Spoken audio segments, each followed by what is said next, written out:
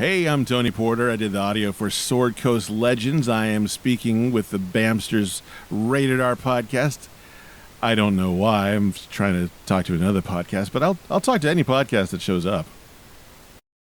Hello guys and welcome back to episode 33. Yes, I might sound a little bit different, but I'm using my wife's laptop because my one broke. It died a death of destruction and mayhem. So if any of you got an i5 or an i7 out there, let Bam know. I'll be willing to pinch it off here for a couple of things. Joining me today in this new section is Draconis and Jolly. Drac, say hi. Hola. That's right, guys. We're coming to you in force this time. You got three of us.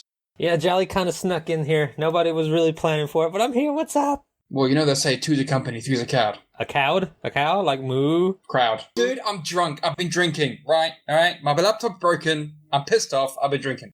Well, let's move on to the first thing. Facebook apparently is trying to sneak some ads into people's futures, man. Like, even if you use ad block, they're trying to make you watch the ads on their site.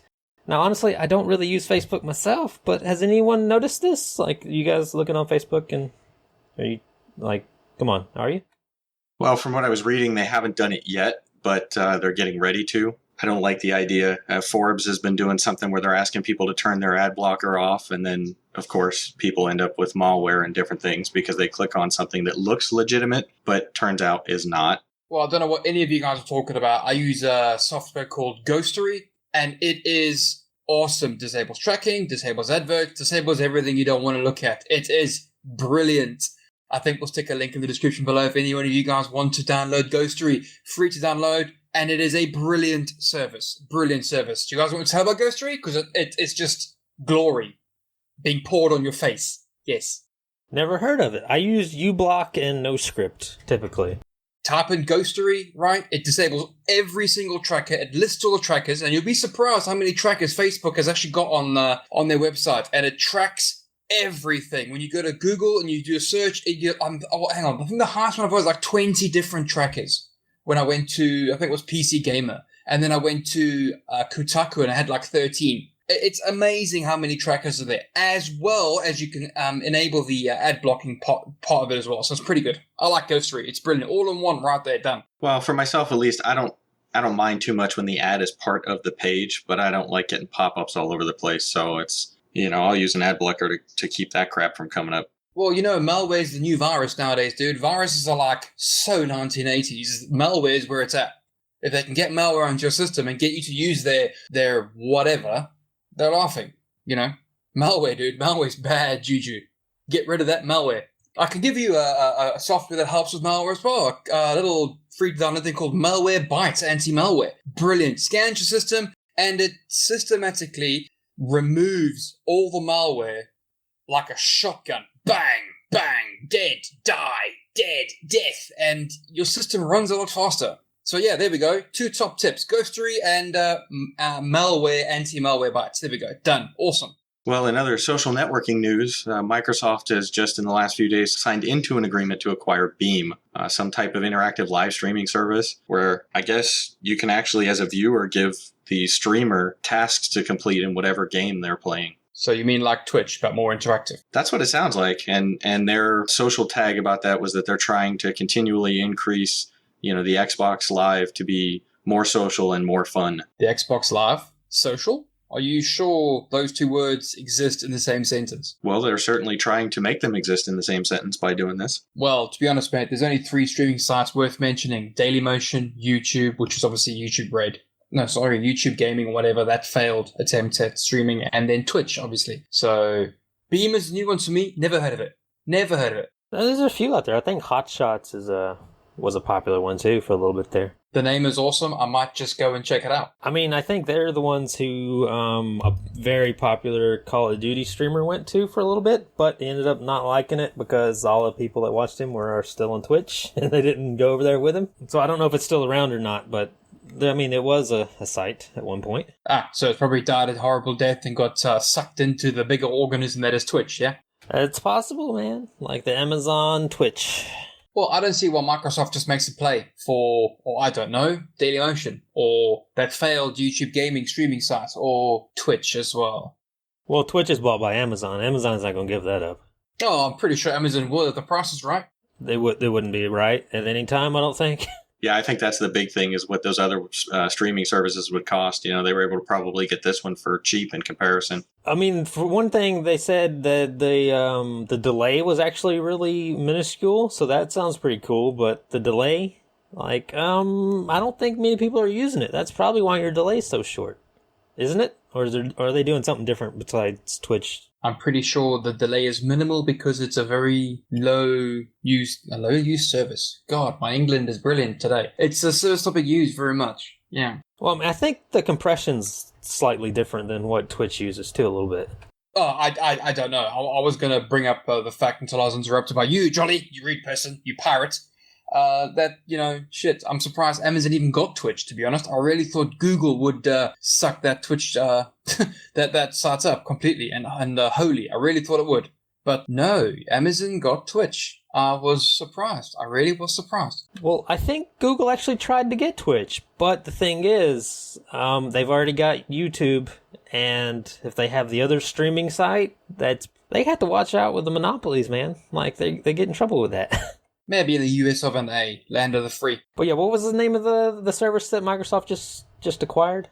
The service is called Beam, which, if you ask me, I think is perfect for them just to name a little app called Scotty or something like that. That when you activate the app, it beams out your service.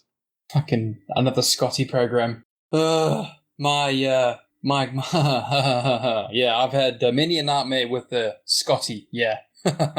Speaking about space and being Scotty up and nightmares from EVE Online servers and Scotty, well, believe it or not, guys, China is trying to make space a touristy destination. Anyone here want to become a space cadet? Not with China, the one driving. No, man. I ride a motorcycle. I've seen the Asian ladies. No, China's not driving me anywhere. Well, everything else today is made in China, so why not space rockets?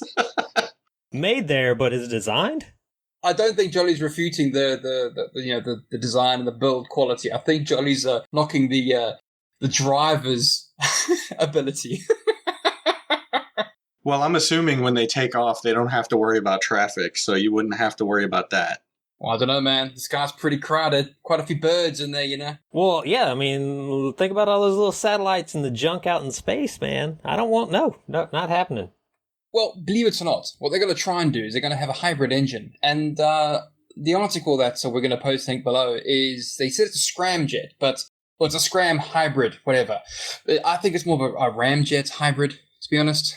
Basically, they use a gas turbine engine, jet engine, to you and me, and they get up to whatever speed they get up to, and then they open up a couple of flaps, and it completely bypasses the turbine for the gas turbine. And it goes straight into another combustion chamber, which is shared by the gas turbine, basically. And Bob's your uncle.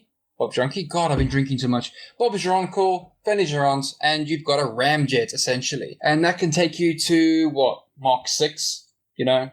Jet engines can take you to Mach 3, 3.5. Ramjets can take you to, Mach 6. So they take over from around Mach 3. So yeah, you know. Interesting little article. But I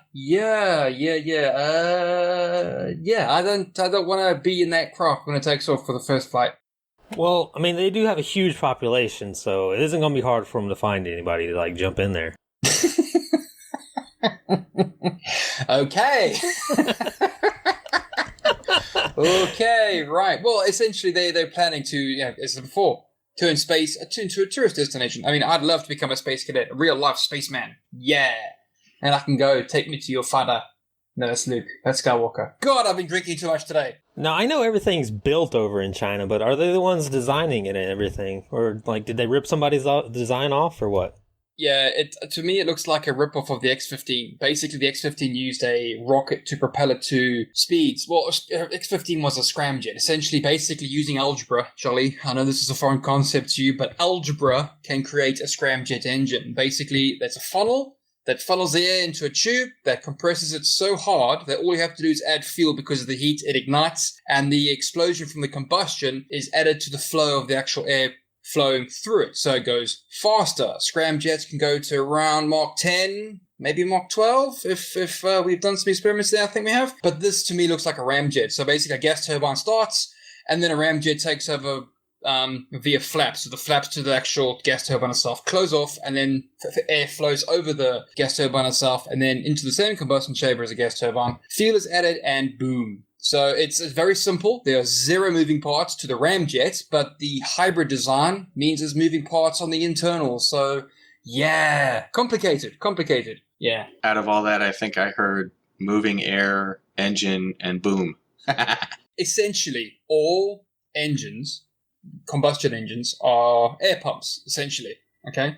The combustion engine, suck, squeeze, bang, blow, induction, compression, power, exhaust. Yeah, you can go pretty fast with that.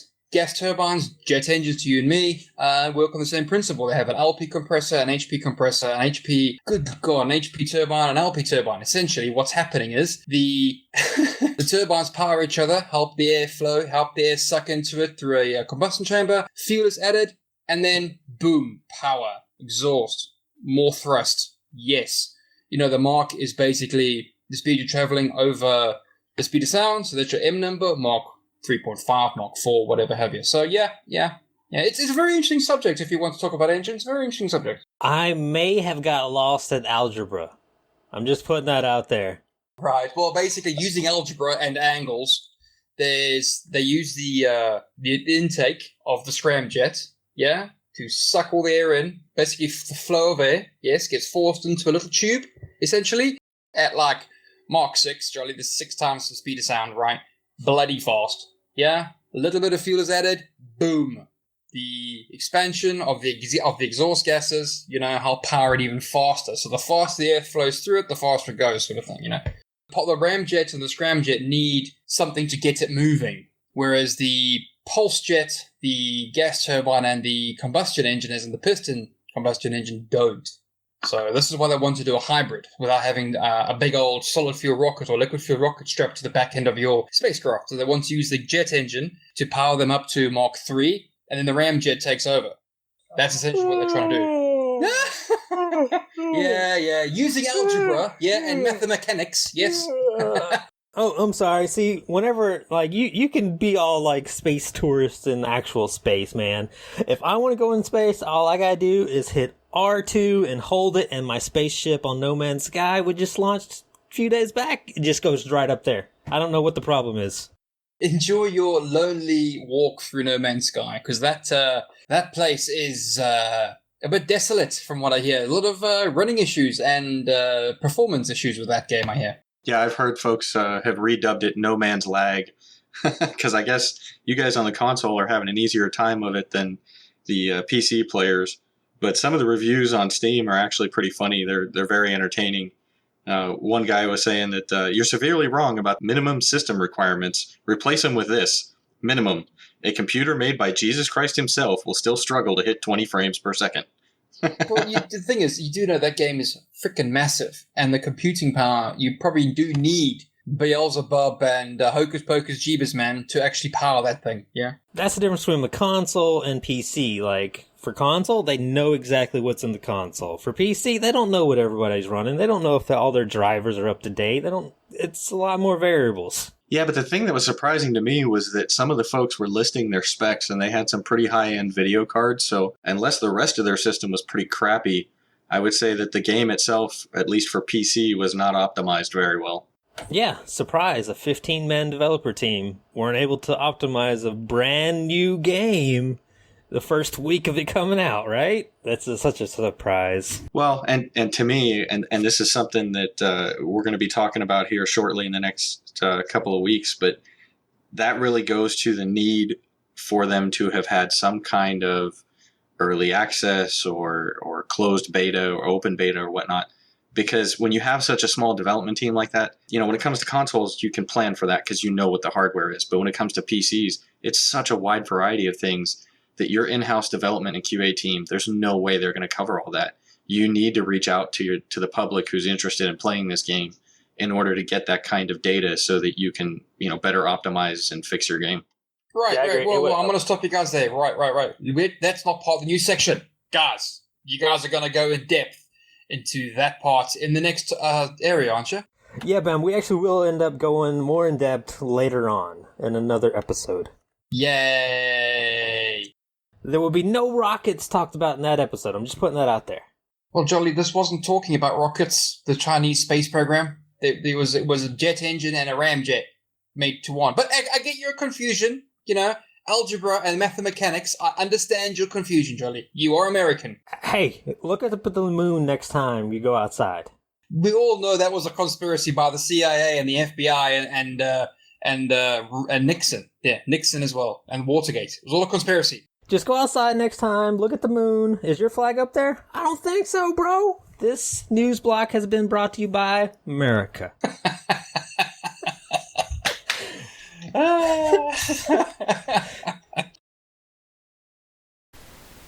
Hello?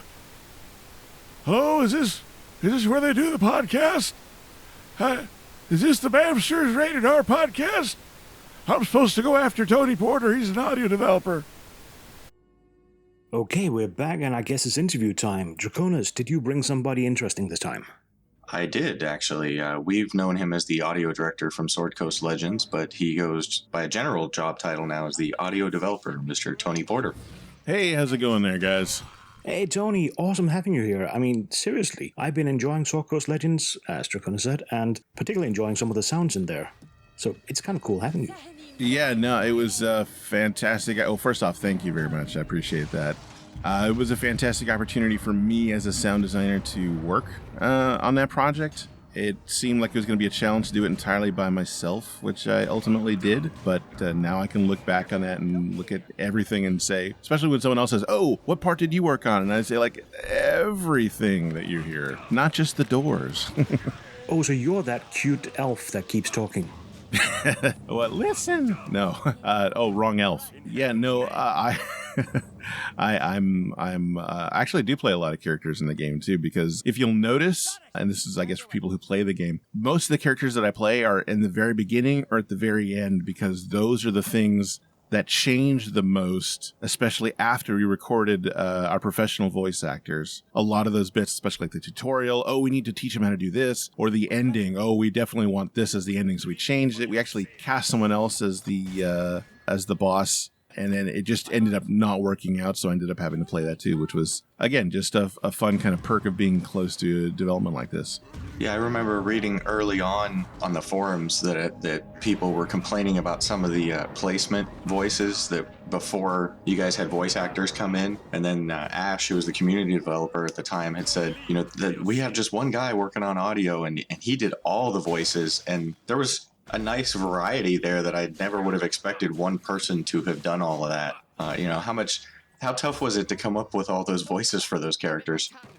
Both tough and I guess not tough. Not tough because ultimately they weren't like the qualitative voices that we wanted to go in. Those are mostly the voices that I will use to like read my kids' stories and things like that. So they make me laugh, and I guess that's kind of why they went through. I mean, some of the sections, I think like, you're kind of being too harsh on it, and other things like probably my Scottish accent was the one that was just universally panned as being like, oh, these people don't know what they're talking about. It suddenly became like from a small misunderstanding about, this is just temp, to this is what this whole, production's going to be like. They're going to half-ass this and that. And like, no. It's just, come on. We're just trying to show you what we can right now. We haven't done voice acting. We could have showed you nothing, but we have this guy here and he does a bunch of voices. So we thought it would be kind of cute. And I think, I look back at it still kind of fondly. I cringe at some of the voices and stuff that I know that are just placeholder, because especially after hearing the full game now, those voices are now the voices of the characters. And if you hear it anything different, then it's just off. So I had kind of like an open world to kind of play with and voice them. And it was fun. I mean, they're kind of my go-to voices for the most part. And I've been doing voices for a long time for almost every project that I've been a part of. I mean, almost every single game, there's always like a few lines that got shoved in that maybe you couldn't get the actor to jump in or whatever. And I've always been able to fill in stuff here and there that I'm not usually credited with. But it's, again, I think a very good tool to have for an audio developer to be able to whip out a voice, if they need something, even if it's just like, I'm used to doing a lot of grunts and efforts and that kind of stuff, especially if some of the actors don't like doing them. It's actually very vexing to their throats to do like the efforts and the pains and the deaths and all that kind of stuff. So I kind of got used to doing those entirely by myself anyway. So with that, yeah, no, it's just for me, it's fantastic. I would have loved to have done all the voices except for anytime I do a female voice, especially with an accent, it ends up just sounding like Mrs. Doubtfire. Well, don't feel too bad about the Scottish accent, because I saw even when the lady that they had do, I think it was Jarhild with a Scottish accent, there were still people coming on and complaining that it sounded fake, and she is Scottish, so that was actually kind of hilarious. But how did you learn about SCL? Like, was there a job posting somewhere that you saw and then applied for it, or was it a friend of a friend? How did you get brought into that project? Okay, so, well, I actually worked for N-Space. Well, it had been 8 years total from start to finish. And so I'd been their audio developer, their audio engineer for all that time. And we had been just primarily doing, the wrong word is ports, because we never really ported it. We never took someone else's game and ported it, but we did like the mobile versions of it. So they'd make Call of Duty, we'd make Call of Duty for the DS, and we always kind of wanted to jump out and do our own title. What we were known as what's called a work for hire kind of team. And that's really kind of tough, because it's just when the work is coming in, I had 3 or 4 projects to work on. When it was light, it was just like, well, we're going to do some pre-production for this title that we may work on for a little bit, and then we'll land something and then we'll work on it. Sword Coast was something that we had been wanting to do for a very, very long time. I'd say almost the first iteration of it that we got to do was a few years back on the 3DS. We did a game called Heroes of Ruin, and we did that for Square Enix, and it was similar, except for it was definitely much more action-based. I mean, it was very specifically action RPG kind of thing, and that was closer to what we as the studio wanted to do. It wasn't RP. Our IP ultimately Square Enix I believe owns that, but we wanted something like that to run to, and then we brought aboard some fellow BioWare friends, BioWare developers, and we kind of concocted this thing together using some of his cred, some of the ideas that we had. I think the game actually initially was supposed to be stemmed from a Wii U pitch for an entirely different kind of game, where we had I think it was like a ghost haunting thing, where you were haunting a house, but you had one person who was controlling the haunted house. And from that pitch, someone kind of tweaked it into why don't we turn to this RPG kind of thing? And then it seemed to make sense. Well, we should definitely see if Wizards is on board, if they want to do another Dungeons and Dragons game, because it's been high time that anything has been done of any kind of quality for this. I mean, I know the stuff that the online stuff has been going on, but we're talking about something that was going to be a little bit more traditional. Obviously, it's going to have some modern hooks, especially with the whole DM aspect and everything. But ultimately, that's how I got in it. It was literally just the next job in there. It could have been something else, but our creative directors and our managers had been wanting to get us a title like this. Had been wanting to do the title of our own for a very, very long time, and through various dealings and stuff with the Digital Extremes, they finally said, hey, we like the idea too. We did the same thing with Warframe, so we'll give you, we'll loan you some money and we'll help you out with the development and all kinds of stuff. And so that's essentially how I got involved in it. It was literally N-Space's next game. And I was very, very, very fortunate, because I myself, actually, I had never I didn't grow up playing Dungeons and Dragons. I only played it there with the development team before and through development. And I mean, I was known about it, but it hadn't been something quite on my radar as a real title, because I didn't think anyone was really doing anything kind of interesting with it for a while. But I'm super stoked. I mean, I know the game kind of is on middle ground with a lot of people. It was very divisive what we did with it, but I'm super proud of everything that I got to be part of. So I always look fondly on it. I definitely think that we can say people who worked on it should be proud. I may be biased. I got a free copy of it, or I won a free copy of it. But I've enjoyed it, and it's, a year now that I've been playing it on and off since the open or even the closed betas. So, no, I'll say be proud of it. It's a good game, no matter what people say. Oh, yeah, thank you. I appreciate that. And yeah, I know that the people who like it, they will like it. And then the people who kind of don't, they don't. And they have reasons, and sometimes the reasons have to do with the game, and sometimes the reasons have to do with something entirely else. I think initially we wanted to kind of pitch the game as more of a smaller, not necessarily a budget title, but we wanted it to be a platform to ultimately build more modules. I mean, obviously the DM thing to allow players to build their own stuff, that's huge, but we wanted to kind of keep building on it, and add more stuff to it. And so we did a lot of kind of cool foundational stuff that I wish that we would be able to get a chance to get. And I suppose if there's a chance, it gets any more popular, that may happen, I suppose. But nothing I know of is moving in that way. No one's contacted me and say, hey, we're getting the band back together. And if they would, I definitely would, because I think there's definitely something there. I definitely think that it could be something that the D&D community could really, really run away with. I mean, the modding stuff was very inspiring to see the people in the forums take the game and make it their own.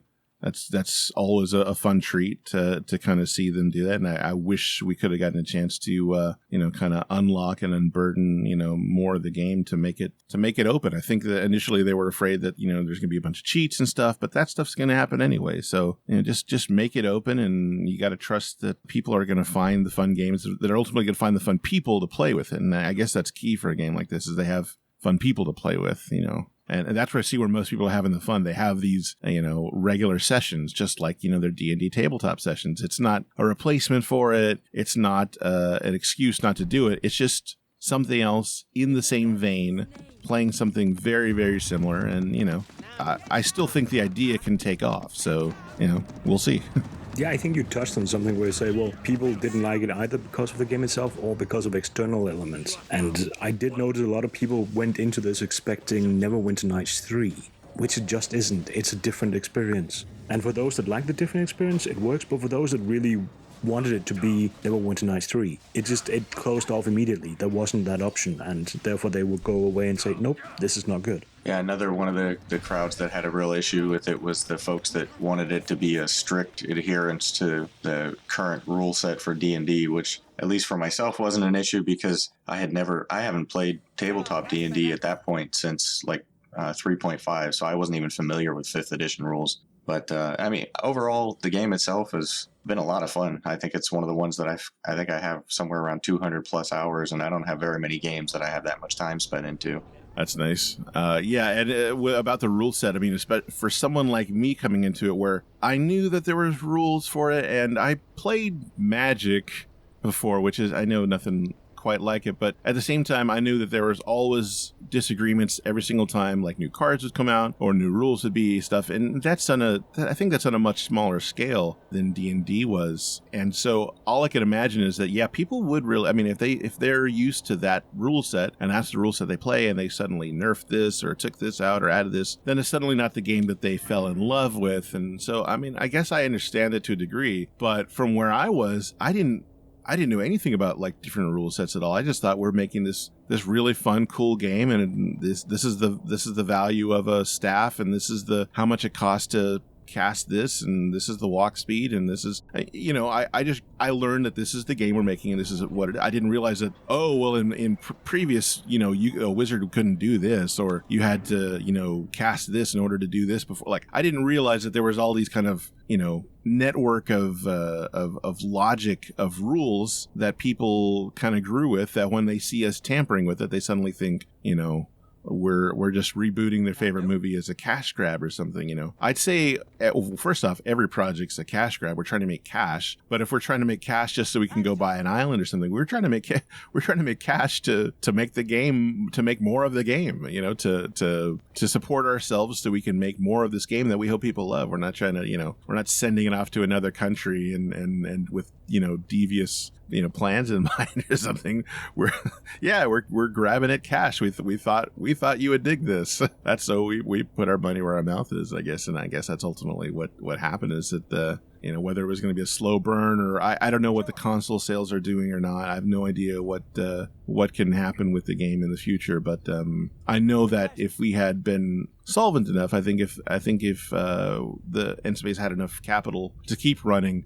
I think they would have floated. I think they would have said, okay, well, it's not making money right now. We may do another project, and then we'll get back to doing some modules, and then we'll do some more community packs, and then we'll do this. And the game would eke out, but we would do it because we loved it. We loved working on that game, and then adding the license to it on top of it was just, I mean, that was the all my metaphors right now are like nail in the coffin. That's not what I meant. It's the opposite of it. It's the thing that made you really just like wanted to do it. Even me, not growing up with D&D, was, jump at the chance to be part of a franchise like that. So, yeah, I know it's a bummer where it went, but again, the idea is pretty firm, and I think there's still a lot of room for asymmetric gaming on PCs, and I guess on consoles too. There's that chance, but I don't know if people are kind of ready for it. I mean, Evolve didn't do too well. Of course, that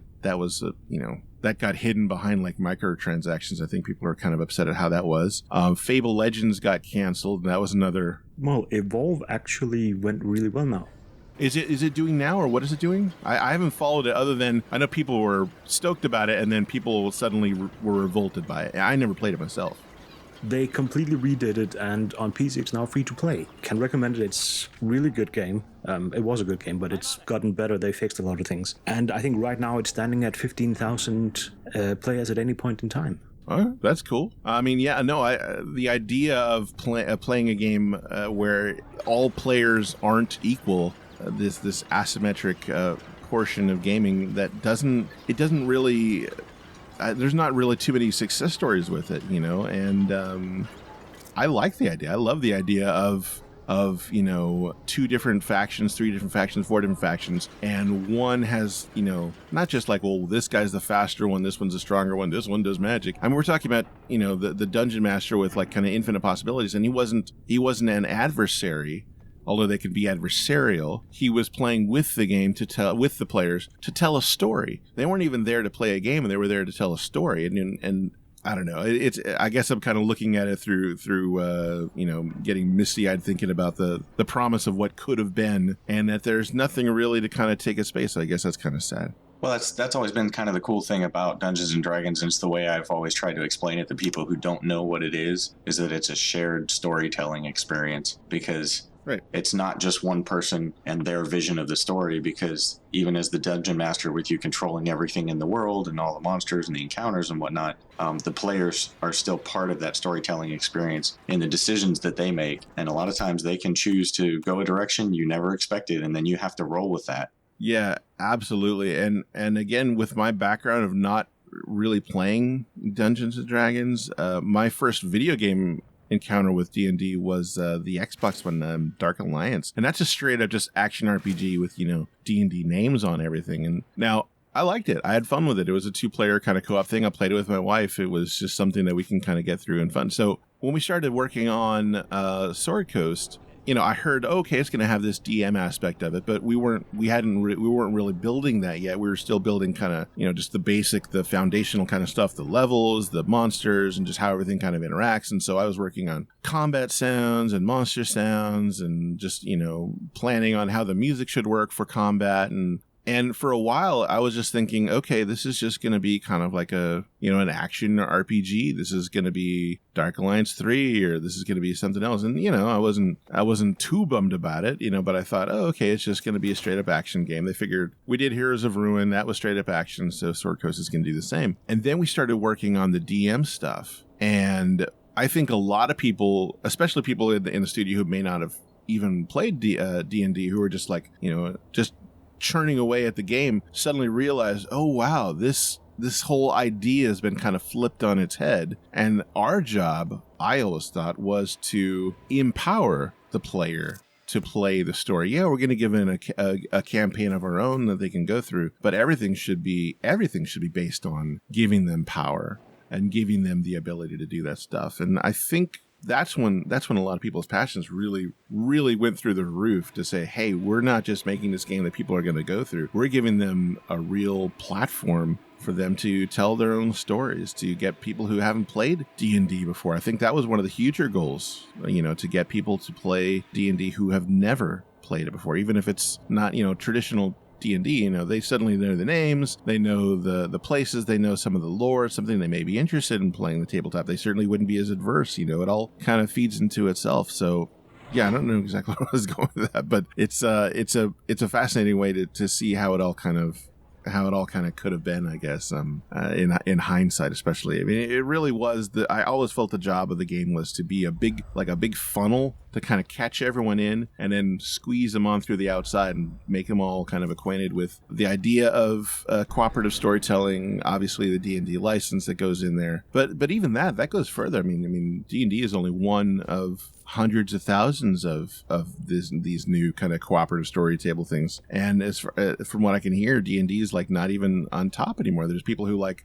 other, well, not necessarily on top, but there's so many kind of cool niche things now, sci-fi stuff, modern things, anime things, that the whole idea, it still kind of comes down to that concept of empowering the player, cooperative storytelling. And so that lit me on fire too. That goes back into what you're working on. That turns into me being so much more on fire to make this cool sound, to voice this character, to think about, how is the battle going to be? We should definitely scale the music like this.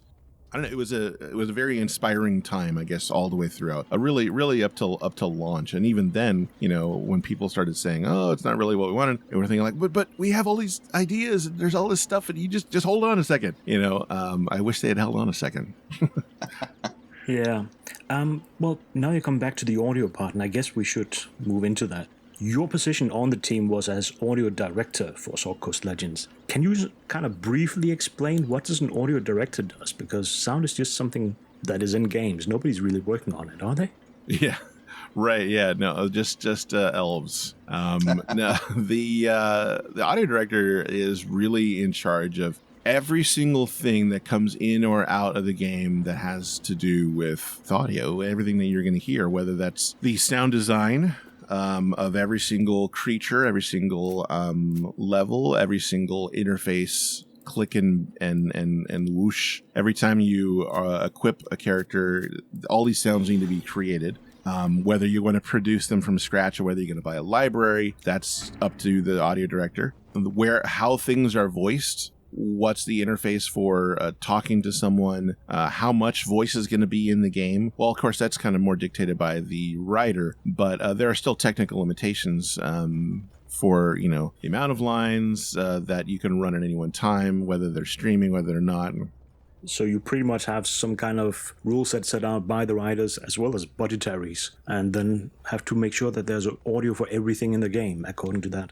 Right. Not only audio. I mean, the audio is one thing. Getting the recording and having it in a file is one thing. But the bookkeeping of it, the spreadsheets that said this file is what this line is. This line is spoken by this person. This person is uses this profile pic when they speak. It's all works into one big kind of system that you kind of have to manage, and it can get really, really unwieldy. Luckily, with that, actually, I did have one of the production managers who was helping out with the voiceover and the voiceover and the management of all the naming convention, because naming convention is huge, especially with a game like this where we had thousands and thousands of lines from different actors and different actors portraying different characters. They all had to fit a very, very specific thing, and naming convention and pipeline. And so, Matt, watching all that, paying attention to the voice, so watching for the quality of the voiceover. If you listen, you got to listen to everything and make sure, okay, does he sound right? Does he say this? Did he pronounce this the right way? God, that was a huge thing. Listening to everyone, seeing if they pronounced everything the same way. And then we go to WotC, go to Wizard, and say, hey, is this how we pronounce it? And they don't know because no one's ever really said this. It's just been written. And so they got to go and say, okay, yes, this is how it's pronounced. And then we got to go through and make sure that everyone in the game pronounces it the same way. And if they didn't, I have to go in and surgically edit a word or two or something, or they've got to completely rewrite the line because, he said it the wrong way. I wish I can think of a few because they're kind of funny, like the ways that they would say, like someone would say Larethar, but they would say it, completely different, and it sticks out. It's like, who is this? Either this person doesn't know who Larethar is, or they missed this line. And beyond that, music, of course, we get to choose what style of music is, the composer that we're going to work with. Of course, that decision was made a little bit more corporately with the publisher and everything else. And then ultimately, how the music is going to be used in game, how sparingly it's going to be used. You have to say, okay, we only have a budget for so many minutes. Our game is expected to be around this many hours to play. So how do you stretch this out? Where do you use this music? So that was a huge undertaking too, to make sure that we had enough music for the entire game, for every single instance. that you could possibly think of, knowing that a lot of people might just turn it off anyway, which is always kind of a bummer. But those are the three big things that the audio director do: the sound design, the implementation of it, managing the voice and the voice actors, and of course the music and its usage ultimately in the game. And then finally, how it all mixes together, both in the code and in your ears, what it sounds like and how it performs. Well, you mentioned how people pronounce things. I guess a good example was the one that Ash gave on stream once. The Gelatinius cube.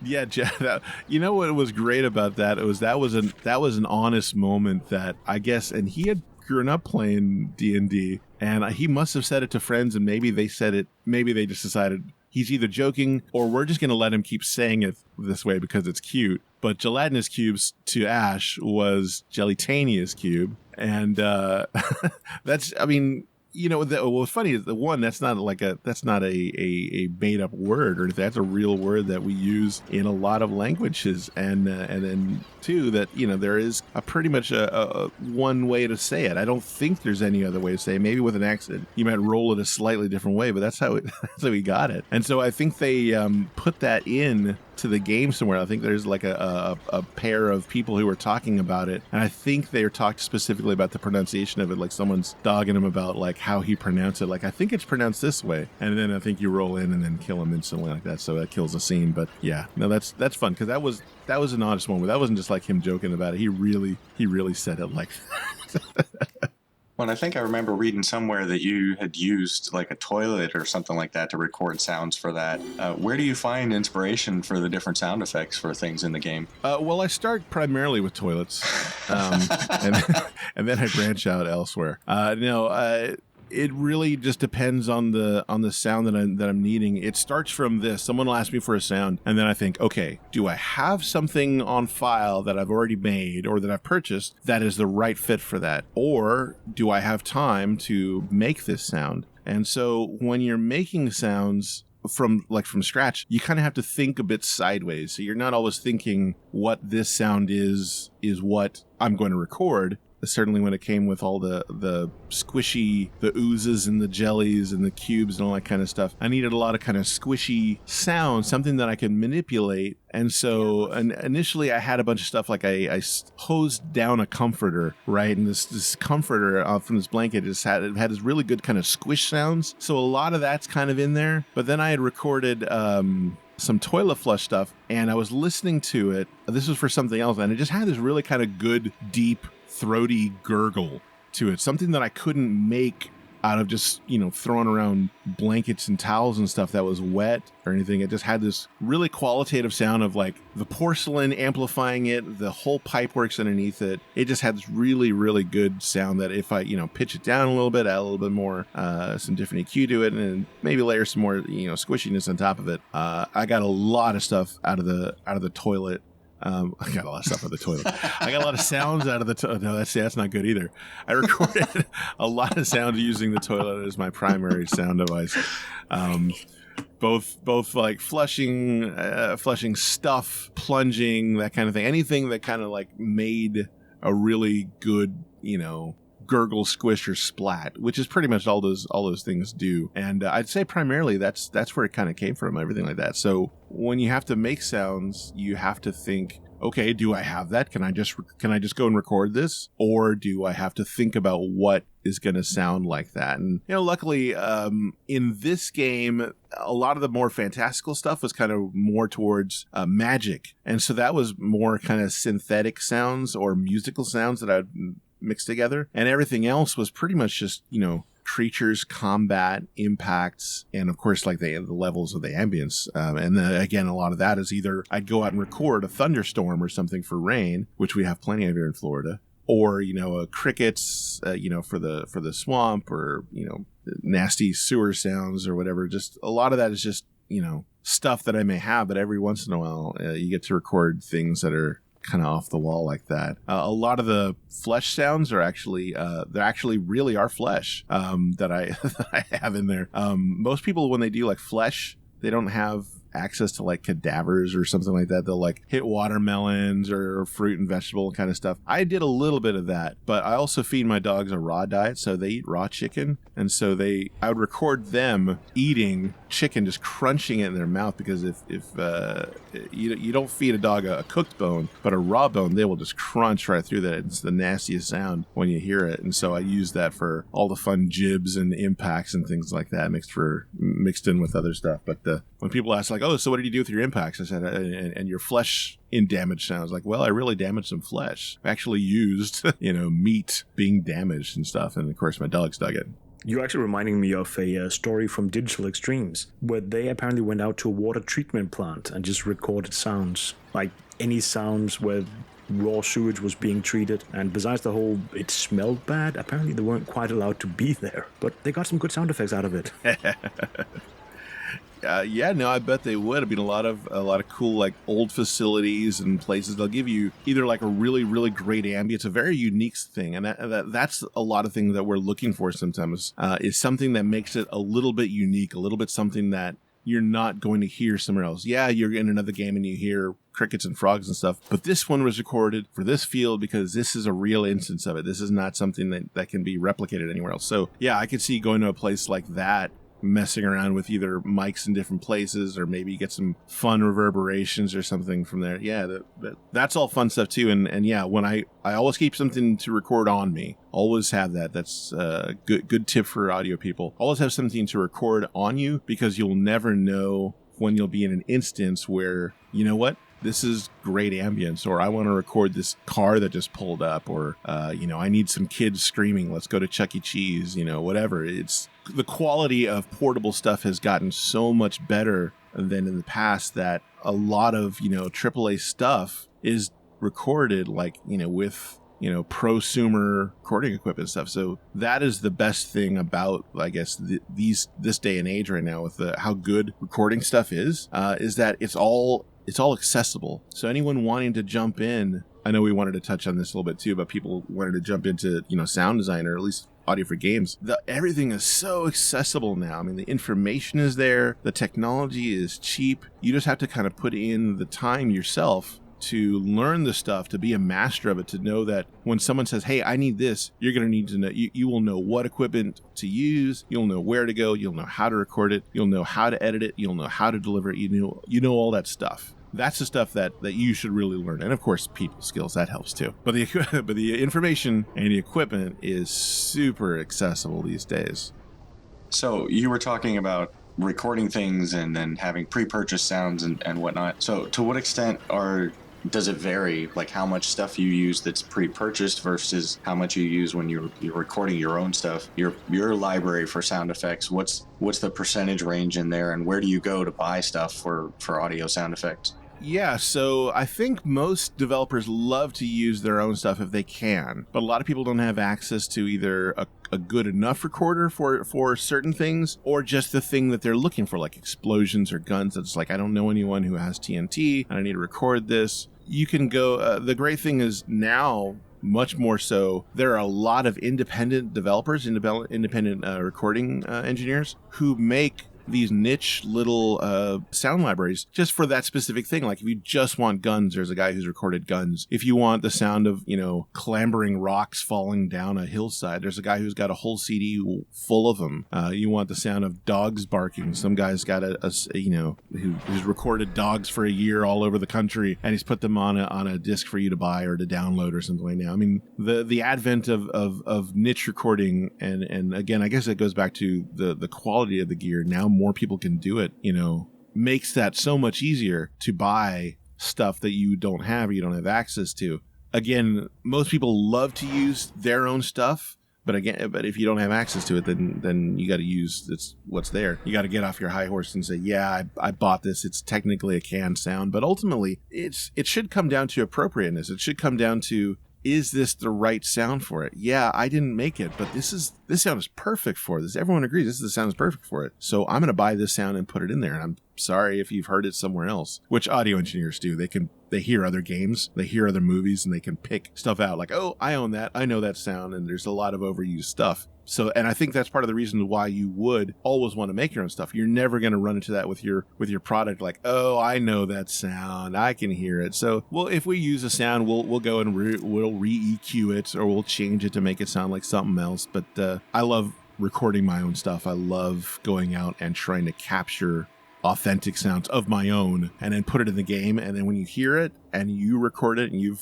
conceived it from the beginning, it's just so fulfilling. It just feels so good. It's like, yeah, I'm an audio developer. That's how it works. Plugging in a good quality library, produced from someone else is good too, because you hear their techniques. They may list the microphones they put on there. I use this microphone. So you get these ideas and you keep them and you store them and you use them for the next time. So I'd say, say for instance, Sword Coast, I'd say most of the stuff I made, there were a few things in there that I couldn't. I tried making arrow sounds, bow and arrow sounds. Ultimately used a library for most of the arrow launching and impact stuff. It's nothing I had sounded really great. I remember trying to make it with like string and just kind of plucking string, and it sounded okay for a while. And then I heard this library of like someone shooting an arrow at stuff, and it just sounded just great. Like that's it. Those are the sounds that have to go in, So it's, to me, it's what's most appropriate. But I think we all try to use our own stuff, use custom stuff. Okay, I'm just looking at our notes, and one of them says, "What is your favorite sound effects?" And I'm gonna guess toilets. I love toilets, but not for the reason you think. No, I probably do a lot more impacts than anything else, and then with that, I'd say car impacts. I did a few racing games. I've done NASCAR games. I've done Hot Wheel games, and there's something about the impact of cars that's, first off, actually very hard to get. I've been to a lot of demolition derbies, and the sounds of the engines are so loud. They're so loud that a car can smash right in front of you and is still overpowered by the rip-roaring engine, and the cars impacting just sound like two Hot Wheels kind of clicking together. So there's always a lot of sound design that come into almost every impact that you're going to hear, and those are fun things to create, these impact sounds, usually made from a lot of other impacts. So I used to own a bunch of cars, and we used to have a bunch of car parts and glass and doors and things like that, and we would just smash things into them and record them. And I think maybe it's just more cathartic because you get to like break stuff and hit things, I guess. But those are the kind of sounds and those are the kind of sessions that I love to do. And when someone's doing a demo session, those are always the fun ones to gotta go and help. Hey, I'll help. I'll do that. I'll go,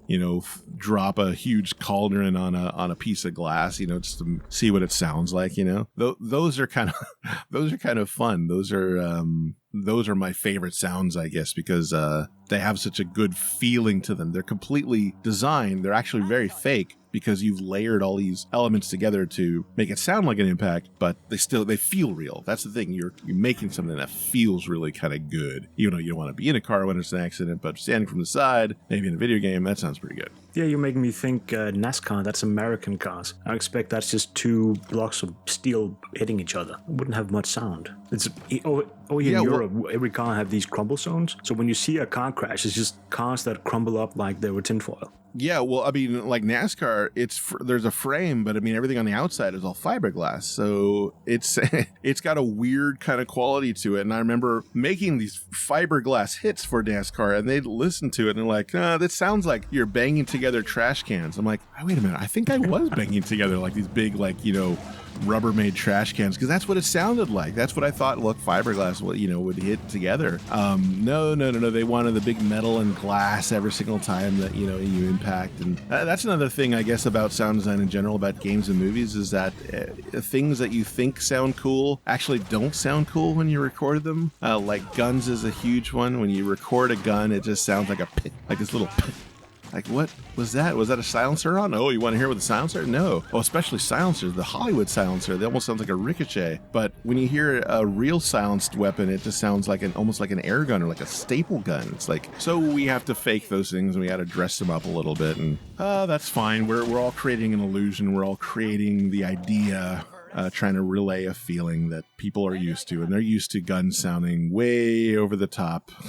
Yeah, I think the example I usually go for when trying to explain that sounds are fake or sounds have an emotional connection that doesn't necessarily reflect the real sound is electric guitars, particularly guitar amps. If you get a perfect amp on a electric guitar, it does not sound the way people expect it because the original amps were different. They didn't actually just amplify. They added a lot of noise to it and a lot of...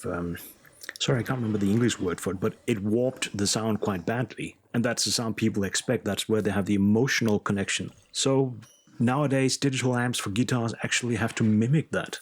Yeah, absolutely. They create software that will emulate tube or the way that the warmth of the saturation of these old analog amps to make them sound like that. I know I've got a bunch of really cool amps, digital amps, that I like, but they're all recreations of existing ones. But even then, if you can get a good sound out of those if you really push them out of a speaker. There's a real difference between recording a guitar through an amp simulation directly onto your computer versus recording your guitar through the amp simulation that gets routed out to an amplifier that you put a microphone literally in front of it or somewhere else in the room to pick up that sound, because there's a qualitative difference between a direct signal versus audio that literally displaces the air, which is what we're talking about, the feeling of that sound. It's because the air in that room is literally moving around all around your body, not just in your ear holes, not just at your head, but everywhere. So you feel that sound. And to capture that is different than,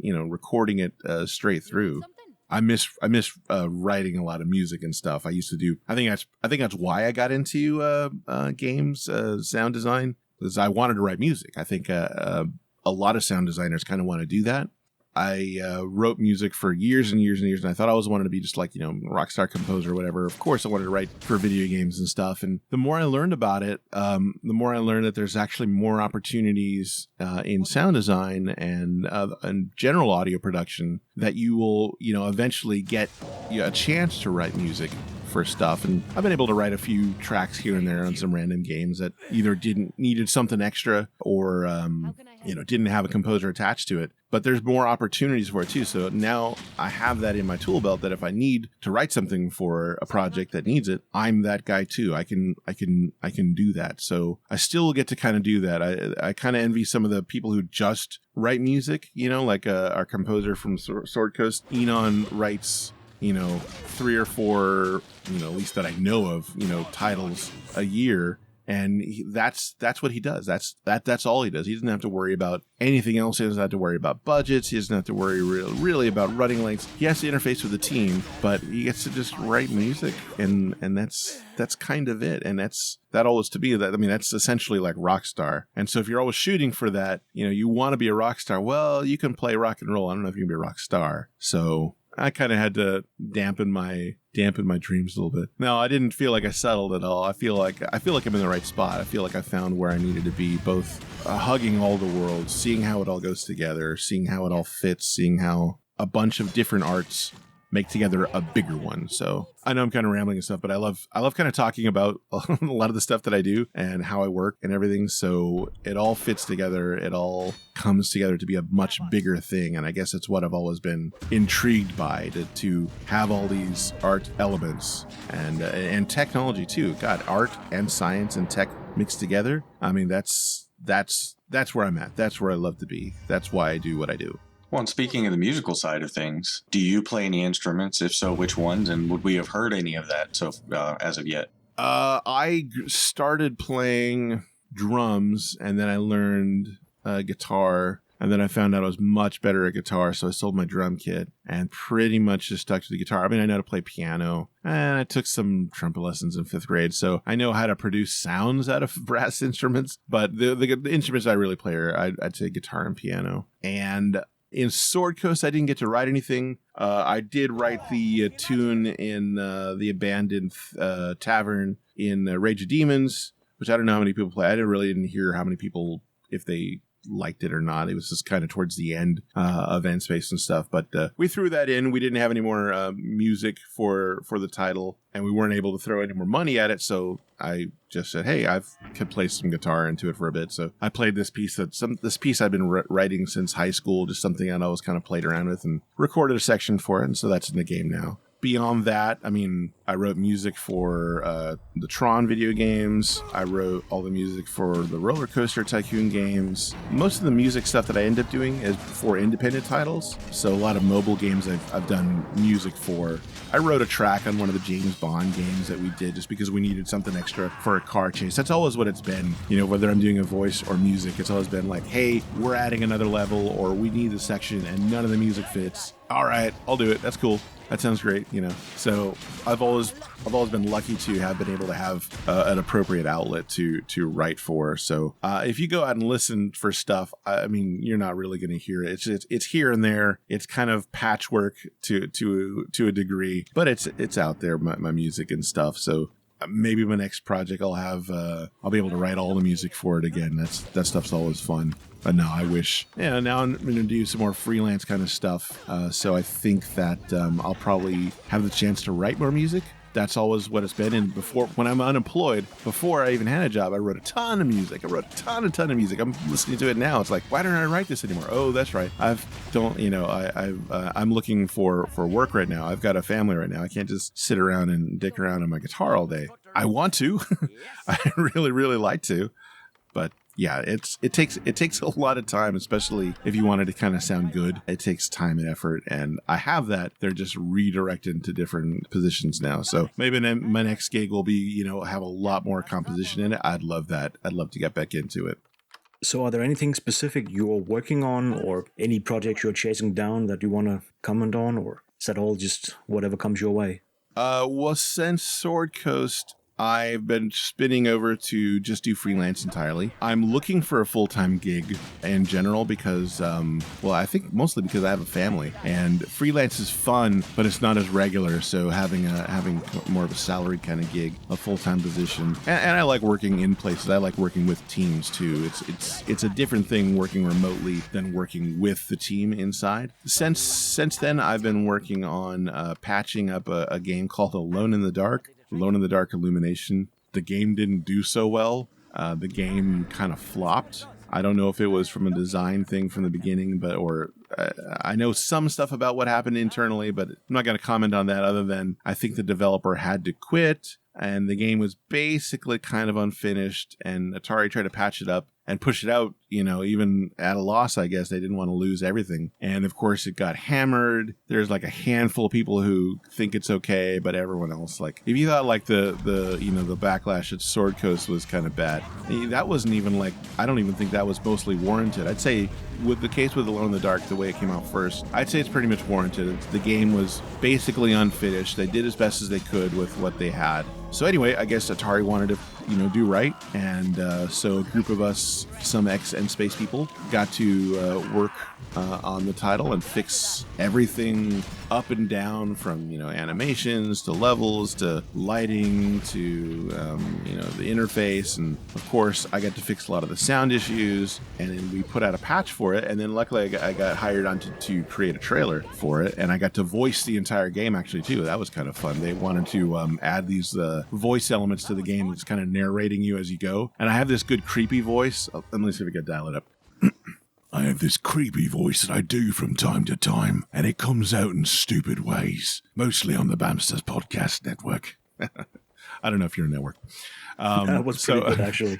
So I do that. I do that voice, and they said, "Oh, that's really good. Let's pepper the whole game with it." So the whole game now has that guy narrating you as you go through the game, which wasn't there before. And then now he's in all the promotional stuff too. So he's in the trailers that I'm making too, which is kind of fun. And those will be out soon, I guess. I think the first patch is out, and we made a whole brand new level that will be releasing soon too. And so that's what I've been doing since. And I have a few other kind of independent projects that I'm picking up on. And in the meantime, I'm just kind of, looking for new opportunities, sharpening up the old website and portfolio and making new, demo reels and that kind of stuff. Just doing the whole spinning up freelance thing. I've got some interesting opportunities that may come aboard. I can't speak about them kind of yet, but hopefully those things will come aboard and either allow me to keep working from home or be a really, really cool full-time gig that I'll jump back into, just jump straight back into working to a studio. I kind of like being home.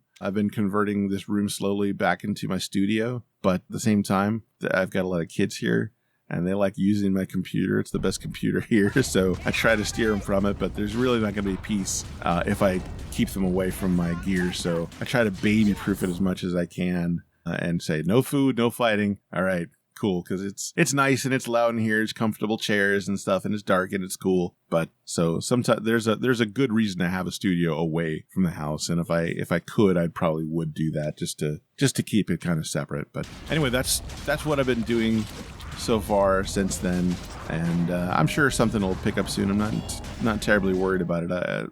Audio is very, very competitive. There's a lot of people who are trying to do exactly what I'm doing, so that I know that when I apply for a job or a gig or, something, that there are hundreds of other people who are just as qualified, and your name has to stick out for a reason. So that's another reason why I always tote my old games, whether they're, I'm very, very proud of things we did, like, Sword Coast, and I have no problem showing it to them. They'll say, hey, didn't that game not sell so well? Yeah, but listen to what I did, okay? Listen to all the stuff that we put into this game. We poured our heart and our soul, and if you see it, if I show you this clip, you'll see what I'm talking about, all right? I ultimately want to trust you with their project, so you have to show them that you are trustworthy. So having a good, complete, finished project like Sword Coast is huge. So I'm sure a lot of X and Space people leverage that into their current gigs.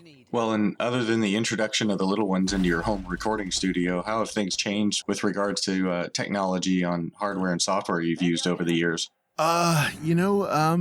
Again, it's really just gotten better, cheaper, and bigger. There's been new advents of, there's this really cool plugin that Waves put out called NX. And what it does is it allows you, it's a room simulator for people who have, let's say, less than perfect rooms to listen into. And in your headphones, it'll make it sound like you're mixing in a quality, studio or a big amphitheater or whatever. And there've been kind of things like this before, but this one sounds really, really good. I really, really like it. My room that I'm in right now, it's treated, but it's just a room in a house. So it's not going to have the same amenities that I had before in my studio. So there's certain things I have to put up with. And having, technology like that is fantastic for someone like me. It helps close that gap between bedroom producers to, people who are producing stuff in AAA games, which is what I end up doing. A lot of stuff I did in this room right here is in Alone in the Dark. So I love the fact that gap is closing. That just gives, again, more people accessibility to it. So really, the cost of stuff is gone down for software and hardware. I love the new pricing models that people can get on software, where some people look at it as like a kind of a cash grab to buy software, or rather license software, because you never really own it. But for some people who just need Photoshop for a 3-month gig, they don't need to buy an $800 plus piece of software. They just need to use Photoshop for a few months for a gig or something. That makes more sense. You're essentially renting it, and not paying for it in your off time, So I love that the pricing structure is more flexible to people. But in terms of hardware and software, I use a lot of the same stuff that I've been using, for years. I love my Native Instruments stuff. I love my Waves plugins. I use Sonar. I don't really use Pro Tools. I edit everything in SoundForge. And of course, I love Vegas. Vegas is where I edit everything. I do all my sound design in Vegas. And most people don't do sound design in Vegas because it's a video editor, but I do. It just makes sense to me. Sony Vegas. Yeah, Sony Vegas. It's basically, if you're used to SoundForge, it's like SoundForge with multi-tracks and video and routing. So it's darn near a regular DAW that you can edit and create stuff in. So I do all my sound design in there. I do all my video production in there. I do a lot of mastering and surround stuff in there that because it has very, very nice export to surround features in there. I take everything else that I make and I put it into there before usually it goes. So it's a fantastic piece of software. I don't think people give it enough credit for what it does. I see it being used a lot more now amongst YouTubers and stuff for video editing. I think it's because they crack it and stuff. It's relatively easy to crack, which is unfortunate, but it's a fantastic piece of software. And everything else is just flavor plugins and software and synths and stuff. Whatever you need, there's something there to accommodate. So the accessibility, the price, the quality of stuff is just amazing. It's no longer an issue your stuff doesn't sound pro. Your stuff could sound pro if you knew how to use it right. Now it's all on the user. Now it's all on you to be good at the stuff. And it kind of separates the people who can afford the high quality stuff to the people who, can make things sound high quality on a dime. You know, it's a good time really to be an audio developer or a game developer. Same thing with the game tools. You know, all the cool engines are free. All the information is out there. Just do a search on it. I mean, we couldn't talk to the team that made Alone in the Dark. We had to just look it up and find why this thing wasn't working. You know, the information is out there. It's a crazy, crazy time, and there's no excuse to not be able to do anything. I guess that's reflected in the amount of indie games coming out. I'd say even just as a gamer, it's a wonderful time because, yeah, all the tools are cheaper, and that means there's a lot more content out there for us. Yeah. I mean, now the next problem is going to be it's too much. It's too many games. We're oversaturated. Like, all right. I mean, that's kind of a good thing to be in. I mean, there's so many games I haven't even heard of. I mean, just Steam alone. I mean, if you go away from Steam, there's still a ton of games out there, and it's again with every game they all need audio, so it's also a good time to be an audio developer. Okay, Tony, we've been talking a lot, so sorry, you've been talking a lot, actually. I'm kind of impressed. But I do have one last question before we let you go. And it's an obligatory one. I have to ask this. I'm contractually bound. What kind of bacon do you prefer, and what kind of beer do you want to pair it with? Oh, dear. So there's this...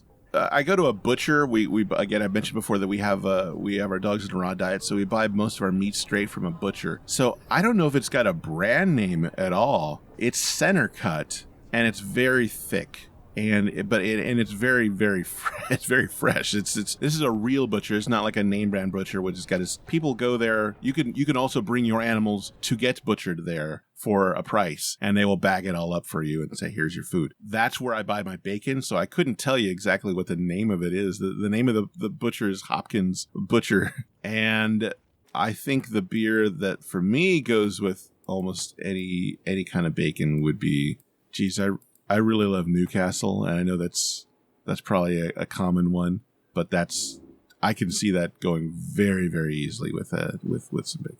A Newcastle Brown Ale. Oh yeah, I've tried some of the other ones. Didn't really much care. It's a go-to. It's a staple. It's the one that it's the first time that I actually liked a beer and I consistently liked it. It's the go-to. I don't drink a whole lot, but when I do, it's Newcastle. Yeah, I'm with you. I like that as well, and I would say fresh bacon is always good, as opposed to I worked with a butcher 20-something years ago. There's a difference. Store-bought and fresh, there's definitely a difference. Yeah, absolutely. I mean, we won't go back. It's about 20 miles away from us, but that's where we go. We stock up, we have a freezer, we'll buy our meat from them, we'll buy our bacon, we buy our jalapeno cheddar sausage from them. Oh, it's amazing what they have there. They make right there. Keyword, there you have it, people. Not only does he do audio, he also knows decent meat. Well, I guess that's pretty much everything from here. Hope everybody enjoyed it. I did, definitely. And if anybody's sitting out there needing an audio guy, it sounds like Tony's available, at least a little bit yet. Oh, yeah, absolutely. I mean, I always take a look at any project, both big or small, whatever platform you got or something. I don't work for free, but I work pretty cheap for indies. I mean, I know they got to make a living too, so they helped me get my start, so I have no problem working within their budgets too. So, yeah, absolutely. Contact me.